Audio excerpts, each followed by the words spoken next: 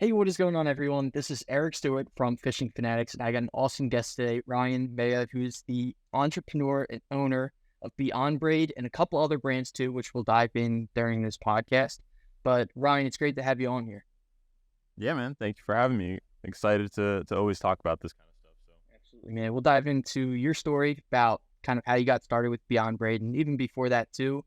Um, then we'll talk about some digital marketing too, because I know that's a big field that you're into and all that kind of good stuff. But let's start back in college, playing college baseball, doing marketing classes, and all that kind of stuff. Tell me about your college experience. Did you really get a lot from it? Being an entrepreneur, I know a lot of guys don't really get a lot from it. So, tell me about your experience there. Yeah, I mean, for me, I went to college to play baseball. Like, that's why, right? I had an older brother who did the same thing, went to college, play baseball. So it's like that was just naturally the next step. As I was there, I started a few side hustles and got involved into selling products online. Um, and it was all mostly self-taught through like YouTube, and like my cousin bought a course on digital marketing and this a drop shipping business model. He gave me access to it. So a lot of the stuff that I learned and apply in my business today was pretty much self-taught through all those online things. Not to bash college, but I think the information is just so outdated, especially if you like want to be in business. It's just like the information's outdated. Like if you want to be a doctor or a lawyer or an accountant or an engineer, right, you need certain skills that they will teach you. But to be in business, like those things that they're teaching you in college is more to like go work for a company to be a manager. It's not really to have your own kind of business. What I always suggest is like if you actually want the knowledge and to see how a business works, go work for someone, because that's where you're going to be in the trenches actually learning. So college was fun. I learned a lot of like teamwork skills, leadership skills, responsibility through being an athlete. But in terms of like actually education for building the business, it's disconnected. So you get some real life skills through that side, but business skills a little, I think it lacks a little bit there. But overall, right, I wouldn't have changed a thing, Yeah, no, I feel that. I always like looked at it like the 4 year vacation because I played a little college baseball too, and it was honestly like a vacation. And you go into class and you do a case study on, a company in '07 and what they did there, and it's like, okay, this is just completely outdated. I don't really Yeah. like understand even why we're doing this, but the Yeah. online drop shipping courses that you were taking, can you just shout out a few names there? Because I'm kind of in that field too, and I like listening to a lot of the I don't podcasts. know. I think what was the It wasn't like guy's name? I believe Barry V, was it? no. His name, I think this is like old, dude. This is like back in 2015. I think the guy's name was Justin Senior. I don't even know if he's around anymore. Like he's not one of the gurus that you see today. Yeah. But dude, it was like I think he bought the course for like $300. It was a very basic course, taught you how to build a Shopify store, how to find products online that could sell, and then how to run Facebook ads very generically. So that's all it was, right? It was like learning the base skills. And then I did that for a few years and it didn't work, but it was really when I started learning about the marketing part, how to make videos and how to actually drive traffic to a website. That's when things started to kind of click, because it's one thing to have a pretty website and a pretty product, but if you can't get people to the website to see it, you're not going to sell anything. So I learned that. I wouldn't want to say quickly because it took a few years, but now that's like one of the biggest things that I talk about. It's like you could have the best product in the world, but if nobody knows about it, it's absolutely useless. Right. It's just completely lost if it's not ranking high in Google and all that kind of good stuff, and if you're Yeah, not running ads, exactly. driving traffic there too. But let's real quick, let's stick with college because I think it's interesting. You Yeah. D2 baseball national championship. As I kind of mentioned before the podcast, beating Millersville, who's a college real close to me, and I know a couple of people that went there. But college baseball as a whole, it definitely teaches you, get up early in the morning, go to weight Yep. room, go to Yep. classes, go to practice, and all that like kind of commitment and that structure there. Did you kind of bring that into your entrepreneurship? Kind of like wake up early, kind of get the day started Yeah. early and keep moving. Totally. So, right, being college, full-time student, and kind of running these businesses, I was very lucky to always have good coaches in like 13 and under baseball in high school and in college. all my coaches were outstanding leaders, and I always give them props when I can. But in terms of the regiment, right, you're just like, you're born to like, as an athlete, show up an hour early, always kind of stay later, put in the work while you're there. So while I was in college, my schedule kind of looked like every single morning after I started these online businesses, was every morning, the first thing I would do was open my laptop while I was in bed and then look at my Facebook ads, see what I had to adjust, lower the budget, raise the budget, answer some comments, whatever. Then I would go to weights, which was usually at like 7 in the morning or 6:30. Then you come back home, you shower, you go to class. And typically when I was in class, we were allowed to have our computers open. I would just work on the business, right? Like fine-tuning the website, looking for other products, editing videos, etc. And then you come home, you have practice usually in the afternoon from 2 to 5, 2 to 6. And then you come home, or I would come home and then like fulfill orders or do things like that. So it was basically a full day for me integrating both college, baseball, school, and the business. And then of course you have schoolwork. So it's like balancing all those things that I think just turned me into a well-rounded individual. So like even now, I wake up pretty early, like I'm up by 7, usually working by like 7:30. And it's kind of the same thing. You fit things in. I still work out. I still play sports here and there. And you just kind of, you fit it all in. So the college athlete lifestyle definitely like rolls over into real life. So Absolutely. And then fresh out of college, working at Cardone Capital for Grant Cardone, who's kind of an online guru now for online sales trading. I love his emotion, like kind of videos online, and I like the style of videos you do too because it kind of matches his. But how did you kind of land that job? And talk to me a little bit about what you're doing there. yeah, so that was, I finished my senior year. I was sitting on my couch in my apartment that I had for like a week left at college. I was like, all right, baseball's over. I got to do something now. So I got Grant's book, his How to Create Wealth Investing in Real Estate book, and just read it and was super fascinated. Like, hey, like you can really make money in real estate. So I'm like, all right, I want to get into real estate. That's the next chapter. I got an online course to get my realtor's license. I did it for like an hour and then never opened it again. I was like, this wasn't for me. And I was sitting there after I closed the laptop and I saw Grant's book there. And I think he had mentioned that they were in Miami, which is where I live, their office. And I just looked it up. Their office was 20 minutes from my house. They had some positions open. I saw sales, customer service, and investor relations. And back then I was like, sales is ill, which is wrong. But back then I was like, ew. It's funny you say that. I had the same mindset too when I was in college, Tim. Yeah, people don't know, right? You just don't know what you don't know. Customer service, I didn't like. And then investor relations was on the real estate part. So I was like, all right, that seems interesting. So essentially you have to just send in a 30-second video of yourself why you'd be a good fit for the job, send in your resume. I did that, got a meeting, kind of just talked my way in, was like, hey, I'm a good person. I have these businesses. I have some skills. And I got the job. Like I didn't really have any experience in, like the job was raising money for multifamily real estate, something I had zero experience in. But I went in there with an open mind saying, hey, I'm very trainable, I'm responsible. And that's what they were looking for, is just young kids that they can kind of train and mold. And I fit the role perfectly. And I ended up doing really, really well there. I was the top fundraiser while I was there for a good period of time. And it was just a really good experience in learning a lot about business, like how business actually works, like I mentioned before, right? Working for someone. I always call that like my master's. Instead of getting an MBA and paying $30,000, I got to go work for someone, learn actual business, and get paid doing it. So that's something I always tell people, like if you don't know what to do and you want to get into business, just find a smaller company in your area, anywhere from, 5 to 50 employees or 100 employees, and go work for them, because you'll see how the businesses actually operate. Like I got to work with Grant. His office was like 20 steps from mine, because Cardone Capital was still a smaller business when I joined. So we actually got a lot more attention from him, and I got to like get on phone calls with him, and he got to help me. So it was just a really, really cool experience, just learning from someone who's actively becoming a billionaire and is now a billionaire, just seeing how they operate and just listening and seeing like, hey, all right, this is how he talks to people.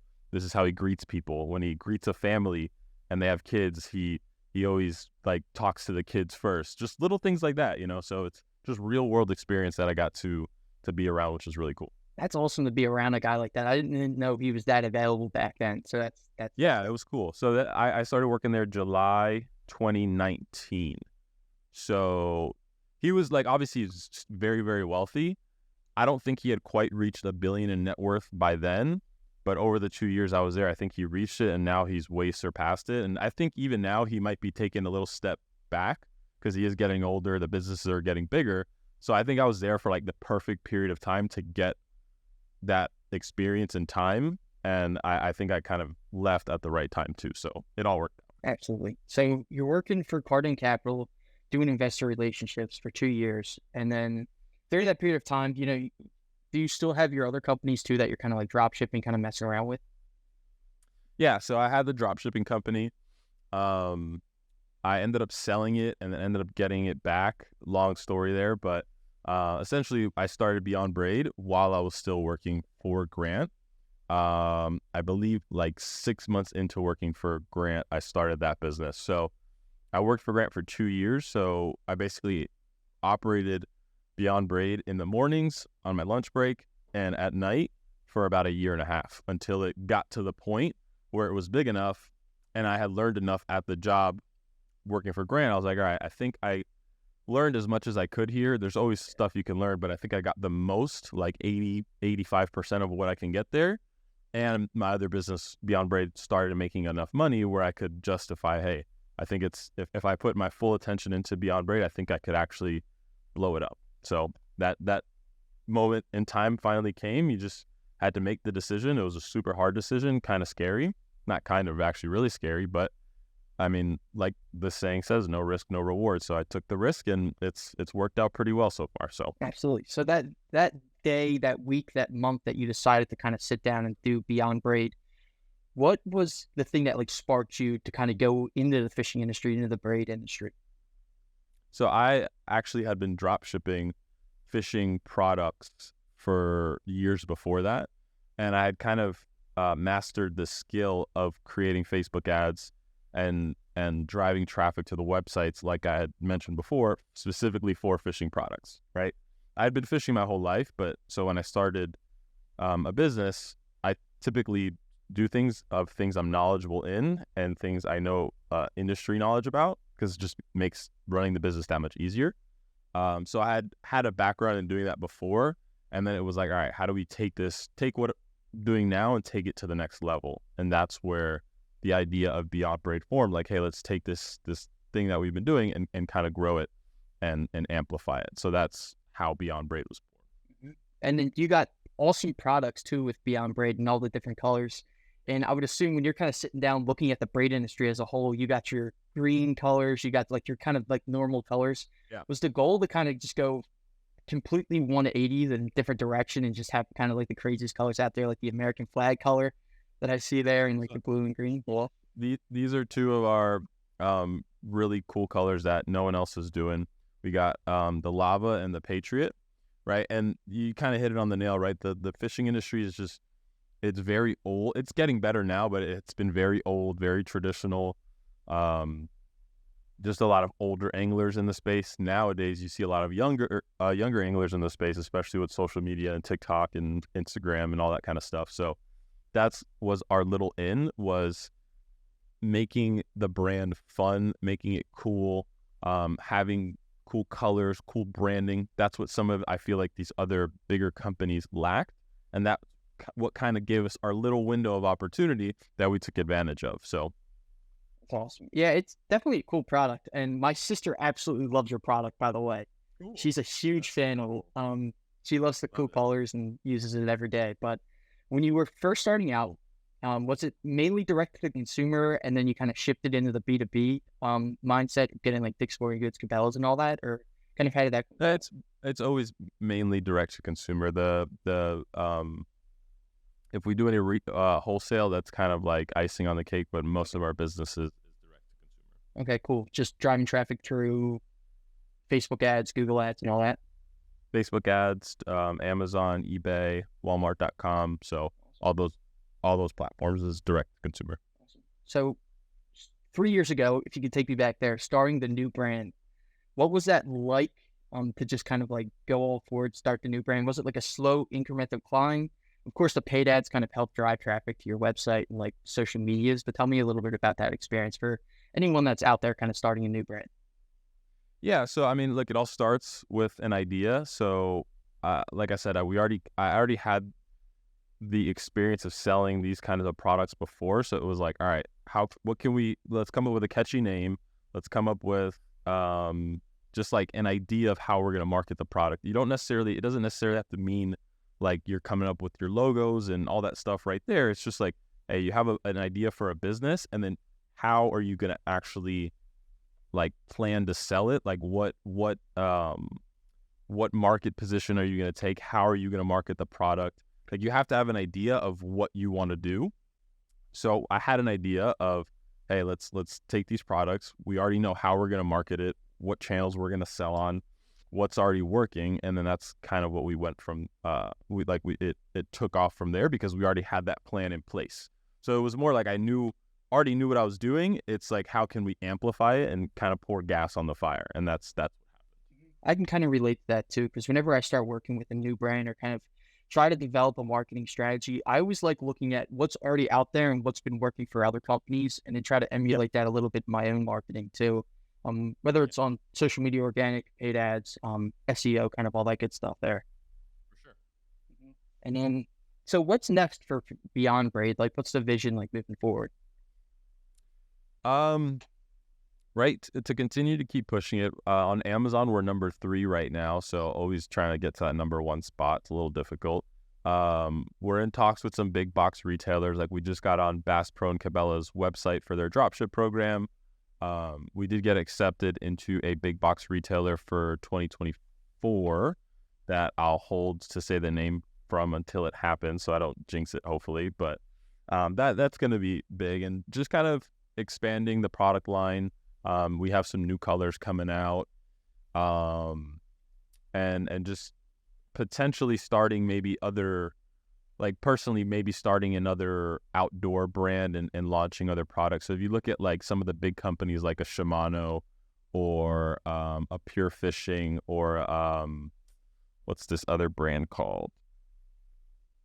I forget, but what a lot of these companies do, right, is they start different brands for different products. So, for example, at ICAST, St. Croix launched their reels. I think it's called 7 Reels. So that could be another thing for us is like, hey, if I want to just go start making rods, instead of naming it Beyond Rods, which I've dabbled in, maybe just start a new brand completely. You know what I mean? And if we do reels, start a new reel brand. So that is potentially in the pipeline. But again, it's a lot easier said than done to actually execute on that. So, Yeah. Business owners and marketing professionals in the Philly area, Bad Rhino takes the overwhelm out of digital marketing. With tailored digital marketing services, from social media management to SEO and PPC advertising, our expert team navigates the complexities of the digital ad space for your business. Let Bad Rhino lead you to success. Visit badrhinoinc.com and let's take your business to new heights. Bad Rhino, we do digital marketing, so you don't have to. Definitely. When you look at like the big companies and kind of how the fishing industry's going with like you said, the Pure Fishing, the Insection Outdoors, there's a couple other ones out there too, but it is interesting. Rather Outdoors was the other one that I was. Yeah, and what those companies do, they have so much money is they see companies like me that will operate for 3-4 years, get some market share, and then they'll just buy you. So that is something that could potentially happen to us, but or we could become the Pure Fishing. You never know. So right, yeah, absolutely. Only time will tell there. So yeah, your love for fishing. You said you were been fishing all your life. Was it a lot of saltwater fishing, bass fishing? Only saltwater. Okay. So I live in Miami, and that's like where I live on Miami Beach. So I'm literally 2 blocks from the beach. So that's what we fish. That in the Keys a lot. So all saltwater. Nice. That's kind of a nice segue to the braid too. I mean, that makes perfect sense. And yeah, totally. You love starting businesses that you're passionate about. And the thing that I was checking out your Instagram before this podcast is you're starting up a pickleball brand too. Yeah, fair. So this is the new brand. It's called Professor Pickleball. Again, dude, it was just one of those things. I started playing pickleball. I was playing for like 6 months, and it became addicting. And I just saw how fast it was growing. And I have a YouTube channel where I talk about business and stuff. And I literally, like months and months ago, I put out a video like pickleball is someone should do this. Like one of my followers go, like everyone always asks me, what's the best product? And I'm like, literally do this. And no, one person did it. One of my friends from college did it. He tried a drop shipping store. I don't know how he's doing. I haven't checked on him, but I was just like, let me just try this and see what happens. Like, I'll put together a drop shipping store, which I did very quickly. I made like one quick ad and got a few sales. Literally, it was like 3 sales in like 2 days. And I was like, that was enough to just like tell me, like, just go for it. You know what I mean?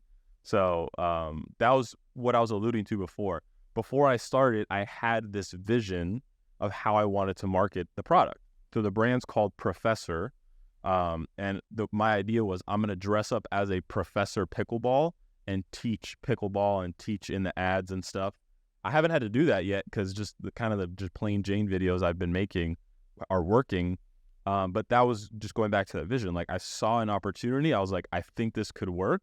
So I had the plan with the product and I had the plan to market the product. That's what a lot of people I think fail at is they just have an idea, but they don't know how to put the rest of the pieces together. So you have to, I think, at least have those 2 things, the idea of the business, the product, and then how you actually plan to execute and market that product to actually get sales. Yeah, and think it like all the way through. Don't just think, oh, we have a cool product and people will just like find us. Exactly. Yeah, you have to have the full vision.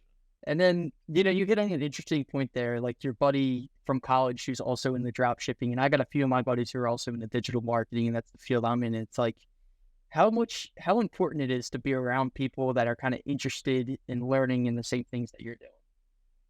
Yeah, I mean, that was one of the biggest things about working for Grant was just being around the people. Like I got to be around coworkers that were interested in business. I dealt with a lot of high net worth individuals that had their own businesses. So just being around that will always pull you forward. You like it's the biggest cliche saying, like your network is your net worth. But as I'm growing up and you lose touch with some of old friends, it's very hard. Like I'm finding it now to find people my age kind of doing the same things that I'm doing. So there's a very select few people that are interested in business and they're growing their own businesses that I really still connect with. And there's just a lot of people that it's like, obviously I'm still friends with them, but it's just not as close on a day-to-day basis because you kind of lose interest in what they're doing if you're kind of not on the same page. So being around people that are always pushing you forward, and I always try to be like the least successful person in the room because like, that means you're drafting off people who are way more successful than you, and you're constantly learning from them. So, that's a great mindset to have. This is kind of like not getting stuck, just kind of always moving forward type of mindset. Yeah, exactly. I love it. Clear. And well, I appreciate you jumping on this podcast, talking about your story, Beyond Braid, and your pickleball brand too. I'm gonna give you the floor here. Shout out any of your social medias, and where people can find you too on your websites to go check out your products. Yeah, so my Instagram is just my first name, Ryan Maya. YouTube, same thing. YouTube is where I think I'm gonna just continue to post the most content. There's like the most valuable stuff. The short form content on Instagram, I'm kind of holding back from that for now, just because it's just, I think that's to like sell products and get a following there, where my goal is just to kind of tell people what I'm doing and help them out. So YouTube is the best place. The pickleball is professorpaddles.com. You can Google Professor Pickleball, it'll pop up, and beyondbraid.com is for the fishing line. So awesome. Ryan, and real quick, actually just popped in my head. Do you have any plans in the future to sell a course about digital marketing or sell a course about like e-commerce that people might be able to check out? Or I don't know if you already have that already. So I have a free 7-hour dropshipping course on my YouTube channel. If you literally search Ryan Maya dropshipping on YouTube, it'll probably be the first video, has like 800,000 views. Literally everything I know about e-commerce, I put into that video. So I made that for the reason, I actually made that to sell, and I did sell it, but it got to the point where I was like, hey, this is kind of not what I want to do. It was a different path. So I was like, the course was just sitting there. I was like, let me just put it on YouTube for everyone to see. Cause people always ask me, like, how do I do what you do? And I say, start with this. Literally everything I know is answered here. So it's on YouTube. You can type in Ryan Maya dropshipping course and it'll pop up.